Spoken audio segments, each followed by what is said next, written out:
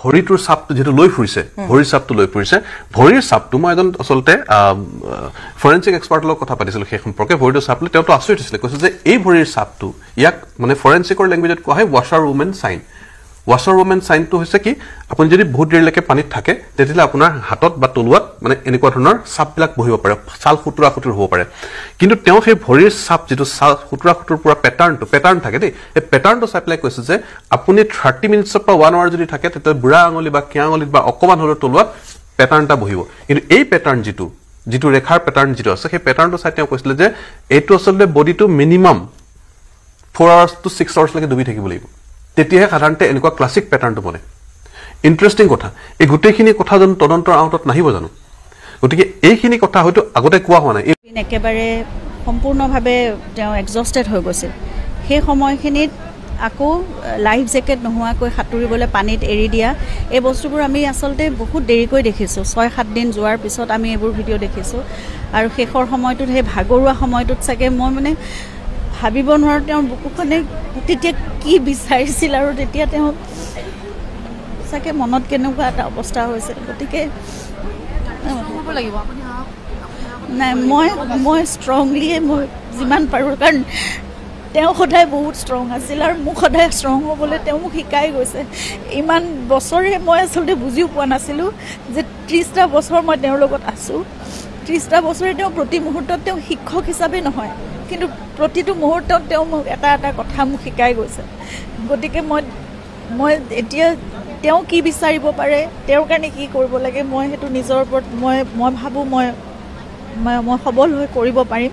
সদায় বহুত ষ্ট্ৰং আছিল আৰু মোক সদায় ষ্ট্ৰং হ'বলৈ তেওঁ মোক শিকাই গৈছে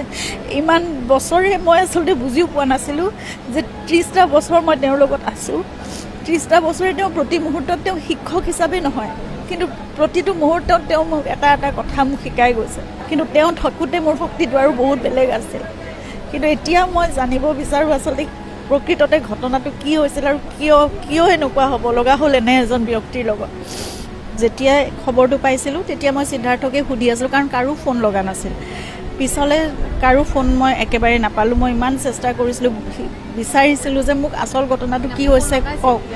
মই কৰি আছিলো ফোন মই খবৰ তেওঁলোকৰ পৰাই পাইছো প্ৰথম তাৰ পিছত আৰু মই কাকো ফোনত নাই পোৱা একো মানে ইমান বিচাৰিছিলো যে তেওঁ ভন্টি আৰু মই ইমান ৰিকুৱেষ্ট কৰিছো সকলোকে যে মোক এবাৰ দেখুৱাই দিয়ক অন্তত কি হৈছে কেনেকৈ আছে নাই একো দেখিবলৈ নাপালো না ভিডিঅ' পালো না এটা হেৰি পালো তাৰ পিছত কিন্তু ফেচবুকত বা হেৰিত এইবোৰ ভিডিঅ'বোৰ ওলাইয়ে আছে এটা কৈ শেষ মুহূৰ্তৰ ফটোও পাইছোঁ হস্পিটেলৰ ভিতৰত কিন্তু সেইখন বহুত পিছত দেখিছোঁ শ্যামকানু মহন্তই কিয় লৈ গ'ল তাত গৈ পেলাই এজন বন্ধু বুলিয়ে অকল জুবিনৰ দৰে এজন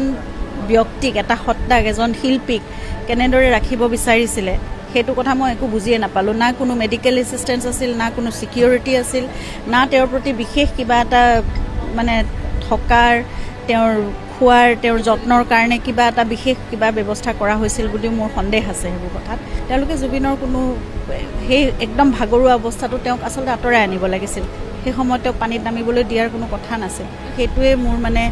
জীৱনৰ কাৰণে মোৰ নিজৰ এটা খেদ থাকি যাব মোৰ লগত সদায় জুবিনে আসলতে সকলোকে বিশ্বাস কৰিছিল জুবিনে ইমানেই বিশ্বাস কৰে সকলোকে যে তেওঁৰ প্ৰফেশনেল কামত মোক কেতিয়াও সোমাবলৈ দিয়া নাছিল মই ইমানখিনিও নাজানো জুবিনে কিমান মানে ৰেমিউনাৰেশ্যন লৈ কিবা এটা অনুষ্ঠান কৰে বা তেওঁৰ এগ্ৰিমেণ্ট কেনেকৈ হয় কিমান শতাংশ কি হেৰি থাকে তেওঁৰ মানে মিউজিক লেভেলতে হওক যি হওক অন্য কপিৰাইট এই গোটেই কথাবোৰ মোৰ একোৱে জ্ঞান নাই তেওঁৰতো সকলো সপোন মই কৰিবলৈ চেষ্টা কৰিম কিন্তু মোক কিমান সময় লাগিব কেনেকৈ পাৰিম মই নাজানো মই আমাৰ ইমান কঠিন সময়ত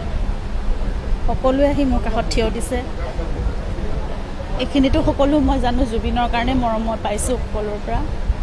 মোকো বহুত মানে সাহস দিছে শক্তি দিছে সকলোৱে সদায় মোৰ লগত থাকক আৰু জুবিনৰ প্ৰতি আশীৰ্বাদটো মই জানো তেওঁলোকৰ মৰম আশীৰ্বাদ সদায় থাকিব তেওঁৰ কাৰণে প্ৰাৰ্থনা কৰিব আৰু বহুত সপোন আছিল মানুহজনৰ মই যিমান পাৰোঁ মই চেষ্টা কৰিম কৰি যাবলৈ আপোনালোকৰ সহায় সহযোগিতা আপোনালোকৰ লগত থাকিলে আৰু নতুন প্ৰজন্মৰ কাৰণে জুবিনৰ বহুত সপোন আছিল আচলতে প্ৰকৃতিৰ কাৰণে সপোন আছিল আৰু প্ৰকৃতিকে ঈশ্বৰ বুলি পূজা কৰিছিল সেইকাৰণে চাগে এতিয়া প্ৰকৃতিয়েও তেওঁ সিমানখিনি বা মানুহকে তেওঁ ৰাইজকে তেওঁ নিজৰ সকলো শক্তি বুলি ভাবিছিল, আধাৰ বুলি ভাবিছিল। সেইকাৰণে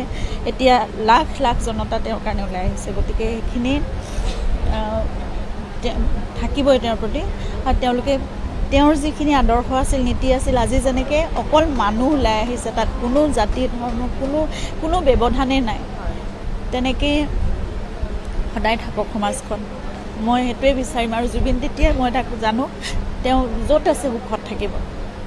সপোন আছিল ৰৈ ৰৈ বিনালে ছবিখনৰ কাৰণে, সেইখনৰ কাৰণে অকণমান ক'ব নেকি? আৰম্ভ হৈছে কাম, কালি ৰাজেশ দাদাই কৈছে বহু কথা। ৰাজেশ তেওঁলোকে কৰিয়ে আছে, সকলোখিনি কাম আৰম্ভ কৰিছে। আৰু সেইটো জুবিনৰ এখন মানে বহুত মানে খুব আশাৰ ছবি আছিল, বহুত আশাৰ কাম আছিল, একদম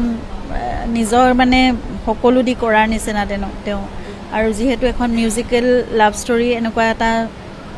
কাম তেওঁ কৰিবলৈ খুবেই মন আছিল। মিউজিকৰ কামখিনি খুব ধুনীয়াকৈ তেওঁ কৰি হৈ গৈছে।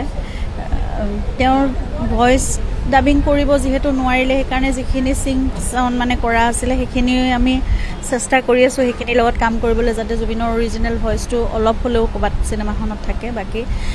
পষ্ট প্ৰডাকশ্যনৰ কামবোৰ চলি আছে। 31 তাৰিখে আমি উলিয়াবলৈ চেষ্টা কৰিম। তেওঁ যেনেদৰে পৰিকল্পনা কৰিছিলে কামবোৰ তেনেকৈ চলাই যাবলৈ চেষ্টা কৰিম। মোক খালি সকলোৰে সহায় সহযোগিতাই লাগে, আৰু সেইটোৱে মোৰ ওপৰত। গৌতম আদানীও আহিছিলে, হয়, কৈছে তেওঁ জুবিন এনেকুৱা মানে এটা সত্তা কেতিয়াও তেওঁৰ জীৱনকালত দেখা নাই, সেইটো কথা কৈছে। এতিয়ালৈকে কিমান মানুহে ভাল পাব পাৰে, শিল্পী বহুত দেখিছোঁ, কিন্তু এনেকুৱা এটা সত্তা দেখা নাই, সঁচাকৈ অৱতাৰী পুৰুষ, এনেকুৱা ধৰণেই কথা এষাৰ কৈছে তেওঁ। আৰু কৈছে পৰিয়ালৰ লগত সদায় আছোঁ, যদি কিবা পৰিকল্পনা আছে জুবিনৰ লেগেচিটো আগবঢ়াই নিবলৈ তেওঁলোক লগত থাকিব, সেই কথাটো কৈছে। আৰু বাইদেউ আপুনি CIDত কেছ FIR দিছে, অকণমান জনাব। FIR দিছে আৰু কিমান বিশ্বাস আছে, আস্থা আছে গোটেই ইনভেষ্টিগেশ্যনটোৰ ওপৰত অসম চৰকাৰৰ পৰা? প্ৰথম দিনাৰ পৰা অসম চৰকাৰে মানে সকলোৱে, গোটেই ৰাইজে, চৰকাৰে, পুলিচ প্ৰশাসন সকলোৱে সহায় কৰিছে। ছিংগাপুৰ পুলিচেও মোৰ লগত কণ্টেক্ট কৰিছিলে। গতিকে মই সকলো যিটো ন্যায় ব্যৱস্থা, যিটো তেওঁলোকে ইনভেষ্টিগেশ্যন আৰম্ভ কৰিছে আৰম্ভণিৰ পৰা, মই সদায় লগত আছোঁৱেই, তেওঁলোকৰ লগত কথা পাতি আছোঁ। আৰু দেশৰ আইন ব্যৱস্থাৰ ওপৰত সম্পূৰ্ণ আস্থা আছে। আৰু জুবিনৰ বিষয়টো সকলোৱে মই জানো অলপ বিশেষভাৱেই ল'ব। গতিকে ৰাইজৰো দাবী আছে, ৰাইজৰো আশা আছে, আস্থা আছে, চৰকাৰৰ ওপৰত হওক, আমাৰ ন্যায় ব্যৱস্থাৰ ওপৰত হওক, আইনৰ ওপৰত। গতিকে সেইখিনি মই পাম বুলি জানো। মই আচল ঘটনাটো কি হৈছিল মই সম্পূৰ্ণভাৱে জানিব বিচাৰোঁ এতিয়াও। বিৰুদ্ধে দিছে, তাত উপস্থিত থকা, সেই ঘটনাৰ দিনাখন সেই সময়ত উপস্থিত থকা সকলোখিনিৰ ওপৰতে দিছোঁ। আৰু তাত নেগলিজেন্স অফ ডিউটিটোতো সম্পূৰ্ণ দেখা গৈছে, যিবোৰ ভিডিঅ' চাৰ্কুলেট হৈ আছে এতিয়া দেখা গৈছে। জুবিন हर शहर हर गांव में जुबिन के जैसे लोग पैदा हो, असम के हर जैसे गांव में, हर शहर में, हर गांव में, हर शहर में, हर टाउन में जुबिन के जैसे लोग पैदा हो। जय जुबिंदा, जय जुबिंदा, जय जुबिंदा, जुबिंदा बरहक, जुबिंदा बरहक, जय जुबिंदा। आपकी मौत कैसे हुई है जुबिंदा, हम नहीं जानते आपकी मौत कैसे हुई है। आप जहाँ भी रहो अमर रहो, प्रेम से रहो, और सदा सदा हमारे लिए भी आशीर्वाद करो, और हमारे गाँव के लिए भी आशीर्वाद करो, हमारे आसाम के लिए भी आशीर्वाद करो, और हमारे आसाम के बच्चों के लिए भी आशीर्वाद करो, और हम सबके लिए आशीर्वाद करो। हमें हमारे आसाम में हर घर में जुबिन के जैसे लोग चाहिए। जय भारत, जय हिंद, जय जुबिंदा, जय जुबिंदा।